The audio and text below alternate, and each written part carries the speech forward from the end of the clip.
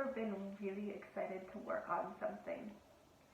The excitement that you feel got you pumped up, and you had a little more pep in your step, you had a little more life in you. You got dressed that day, and your coffee seemed to be extra strong.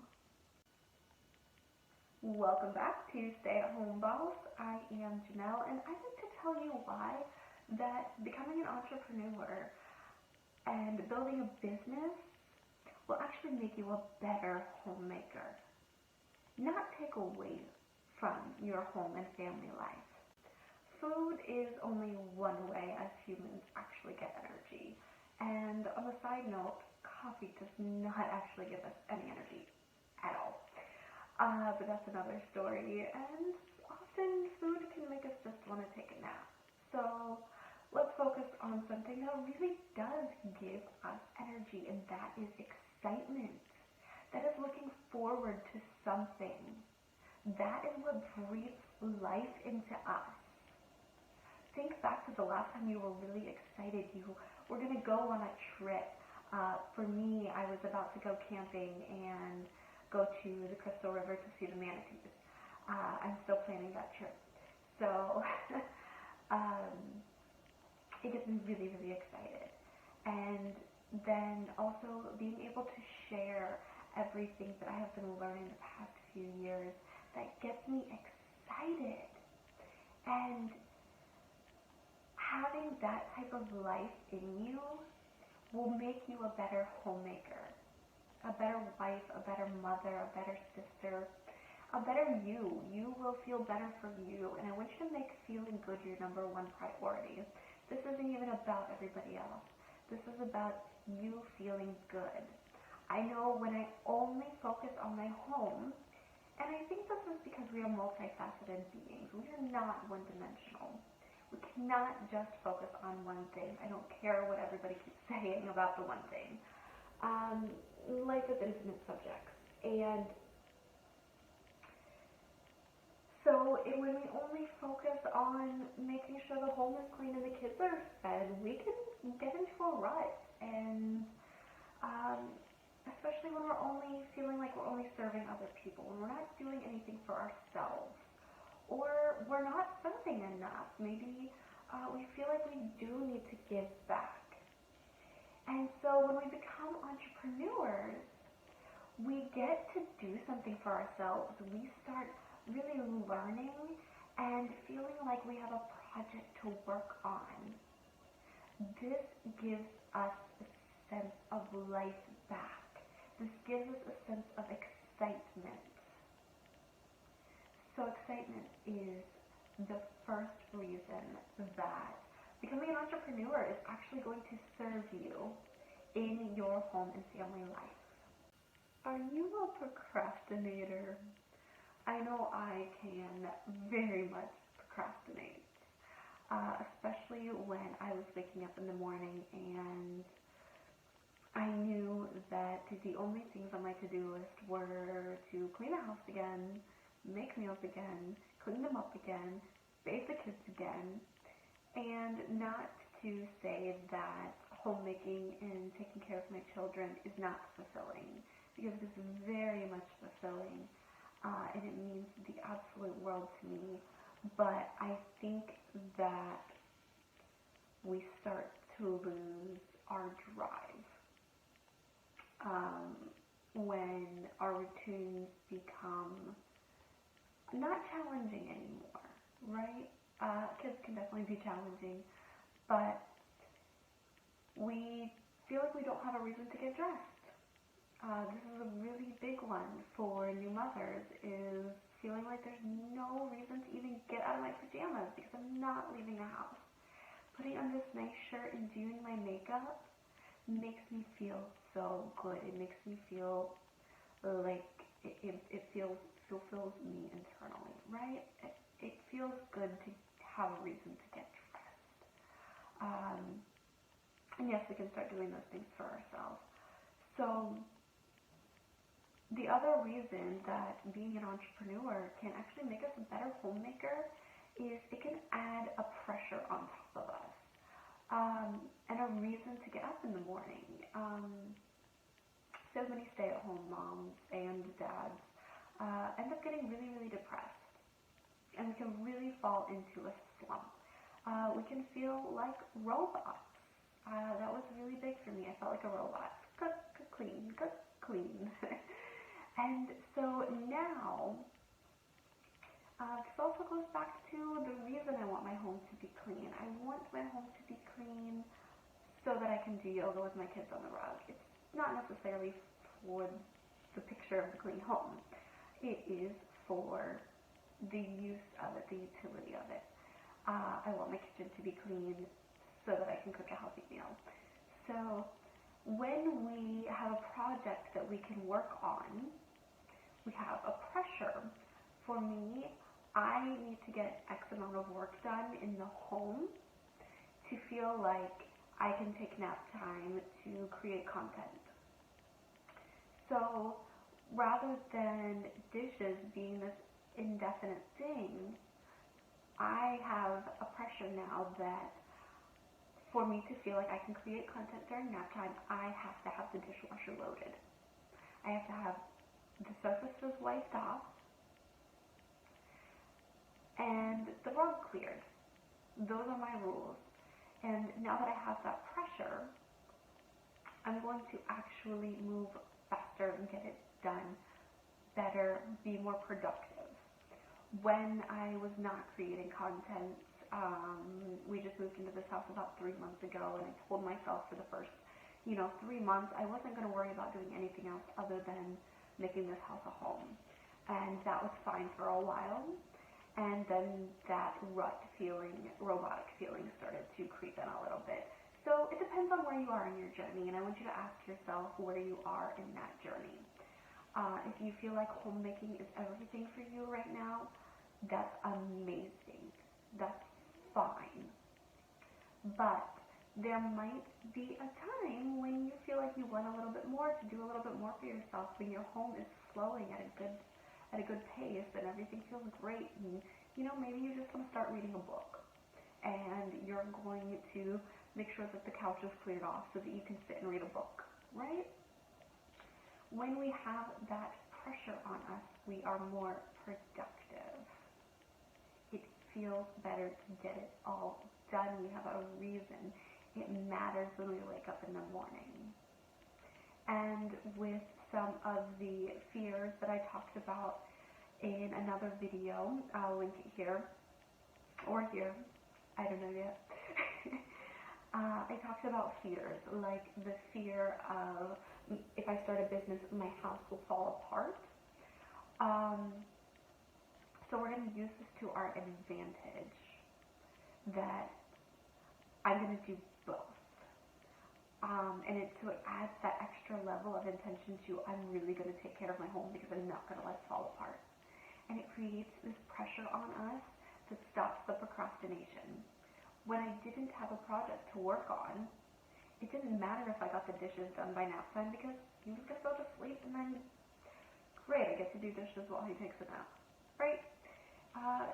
None of the deadlines were real enough. The dishes are never going to stop, but that was my level of, I need to feel like I took care of my home this much to do this. That is my level of feeling like I can do both. So I want you to write some of those things down.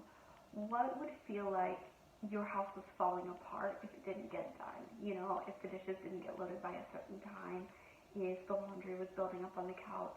What are those things? And, where are you going to create that pressure on yourself to get it done so you can work on the things that are going to really matter, move you forward, and fulfill you that extra level? You can do both. Not only can you do both, they can work synergistically and help each other. You did it! High five. You accomplished. You did that thing you said you were gonna do.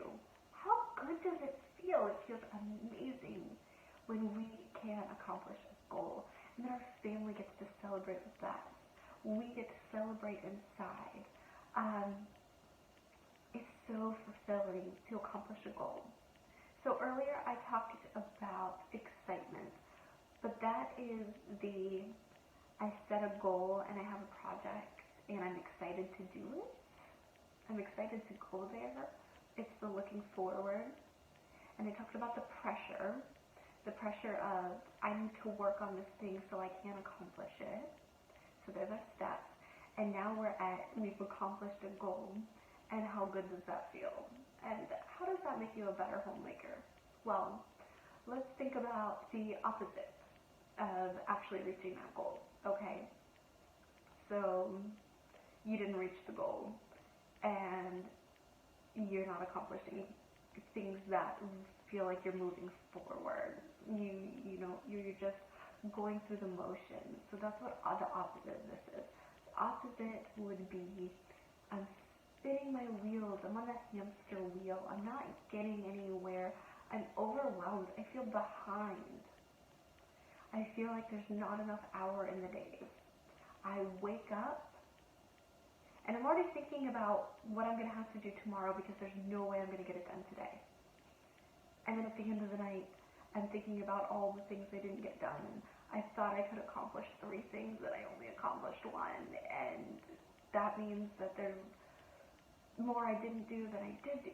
And those thoughts spiral, and they spiral, and they spiral. And if we look at the law of attraction, those I'm not doing enough feelings, that is now our vibration. That is now the person we're embodying. And that is the type of person we are now vibrating. So now, when we interact with our spouse, when we interact with our children, when we fold the laundry, when we mop the floors, when we order groceries, that narrative, it's still going, and it's still going, and I'm going to forget something on this grocery list. I know that they're going to be out of stock of this, and then I'm not going to make the meal, and I never spend enough time with my spouse, and my children, I should really be doing, and it doesn't stop, and they feel it, and then that gets transferred onto them, and it becomes their self-narrative, and now your spouse doesn't feel like they're enough, and now your children don't feel like they're enough, and it's deep within us. I'm not enough. And even without accomplishing the goals, we are enough just being. But when we feel like our life is stagnant, we become stagnant. And so accomplishing goals that really mean something to us move our energy again. And we're always moving. But if you have the energy of not enough, of at overwhelm, we're going to carry that as we move. And it's going to transfer onto the ones we love the most. And we're not going to feel like there's a reason to wake up in the morning and get dressed. But when we do accomplish them, and our children and our spouse get to high five us, and we get to high five ourselves. High Five Habit by Mel Robbins, fantastic. I highly recommend any of her work. She high fives herself in the mirror every morning and says, "You're doing a great job." And that's what we need. And when we accomplish those things, we have to give ourselves credit. That is a big piece here. So often, we don't even give ourselves credit for all of the cooking and cleaning and nose wiping and teaching and reading and really having those life conversations with our children. We're not giving ourselves enough credit for all of the things we're already doing. So, when you become an entrepreneur and you create excitement and you create the pressure, and you actually accomplish the goal, that momentum is going to carry on in your life. And then you're going to start taking that I am crushing it energy with you. And now when you are doing meal plans, I'm crushing it because I'm a boss. When you sit down to have a conversation with your spouse, you take that energy with you. And you want to accomplish more. You want to keep those good feelings going. Let's do more. Let's go on a date. You know, we've been talking about camping for a long time. Let's do this. It creates the momentum of forward movement. What goals do you want to accomplish that's going to give you your life back? That's going to serve your business and your family. Write those down. And how can those goals directly, okay, everything I've talked about is sort of indirect, energy, vibration, the momentum, the thoughts we think.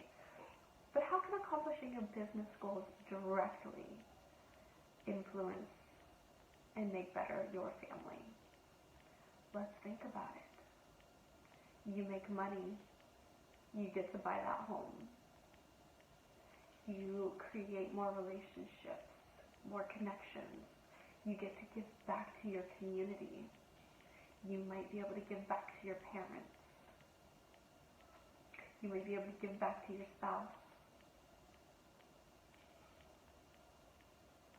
I want you to sit with those feelings of when you get to accomplish those goals, how good it's going to feel for you just to say, I did what I said I was going to do, okay?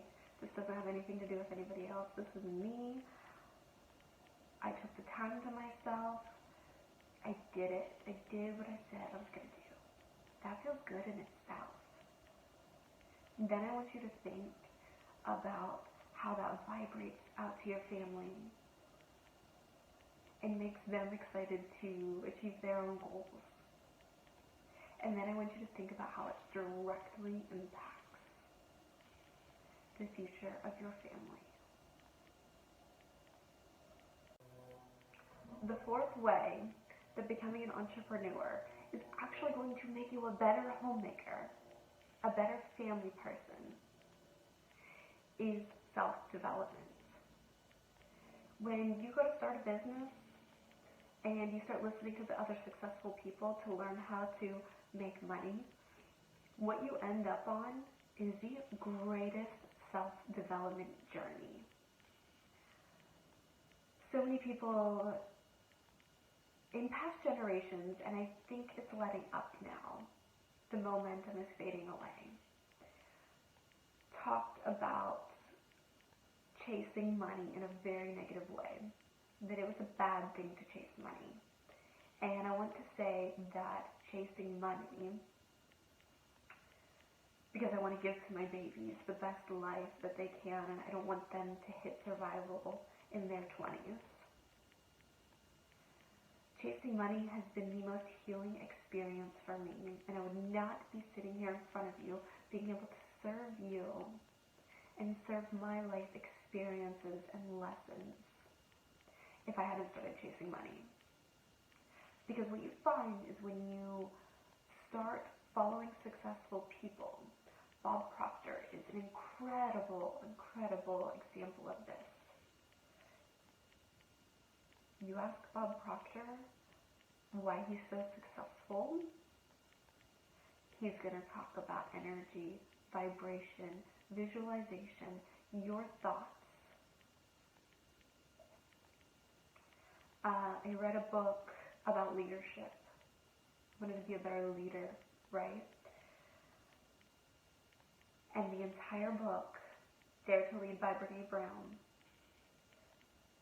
was about really being human. And I'm actually going to go back and study this book again because that book changed my relationship with my spouse.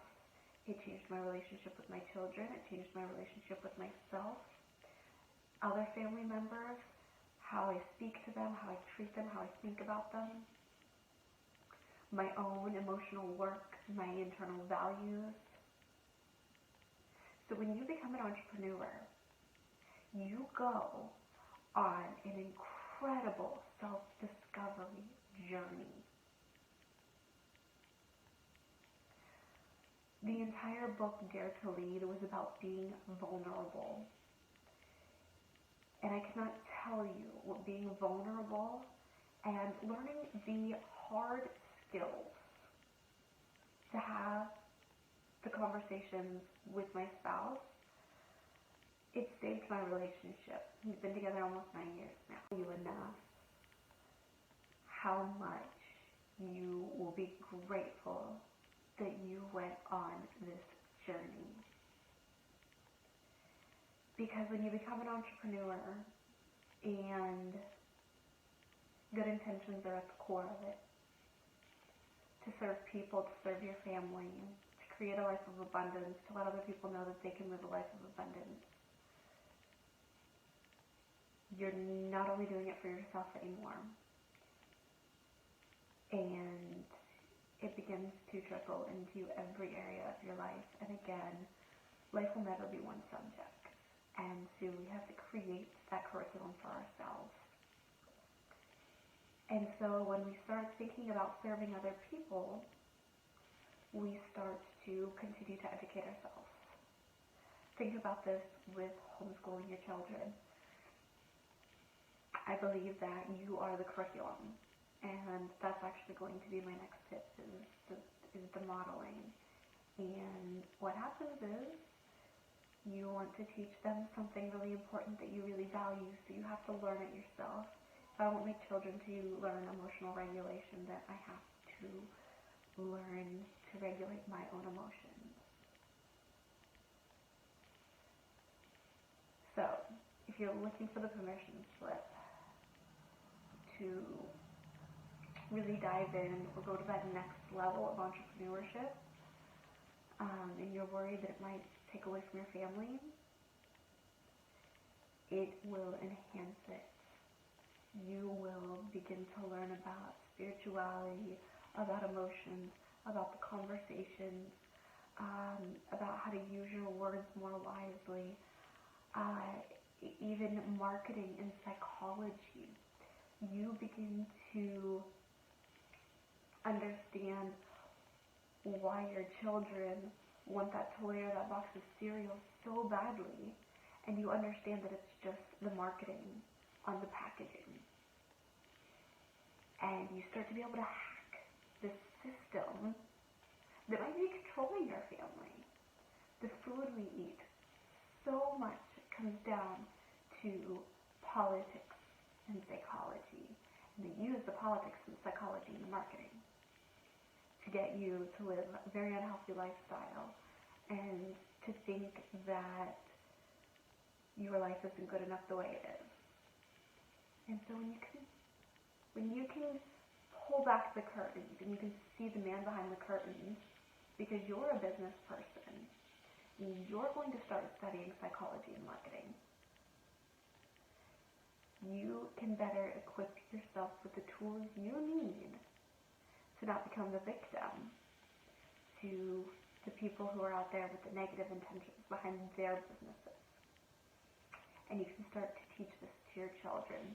So let's go on to my next point, which is modeling.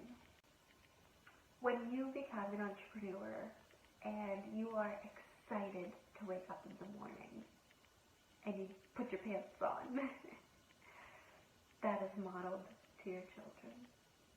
When you put the pressure on yourself to get the dishes done before nap time because you have an important project to work on, you're modeling the self-discipline. When you reach the goal, you model to your children how amazing it feels and how putting your pants on in the morning and the self-discipline and the hard work results and accomplishments. You model self-development and what it looks like to make mistakes but learn and apply and teach and get better.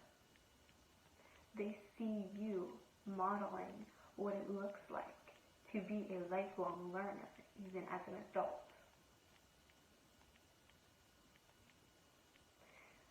So when you become an entrepreneur, you become a model for the type of being you want your children to embody. Because you're learning the success habits, the health habits, the sustain my family and work life. You pass on and model all of these to them. When they see you working hard and playing hard and resting and recovering and still going out and having fun and building a business and having the hard conversations with them and with your spouse and doing all of these things that create this well-rounded life, when they see you doing it all with excellence, and sometimes doing it and failing and getting back up